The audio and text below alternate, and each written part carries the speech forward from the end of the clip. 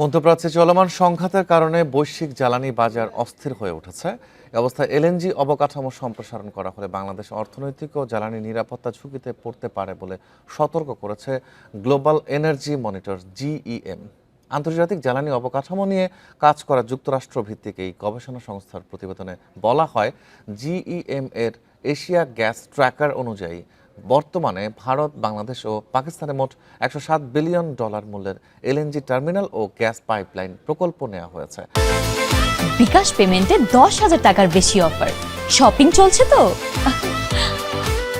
কিন্তু যুক্তরাষ্ট্র ও ইসরায়েল জোটের ইরানে হামলা শুরুর পর জ্বালানি বাজারে মূল্যবৃদ্ধি দেখা দিয়েছে।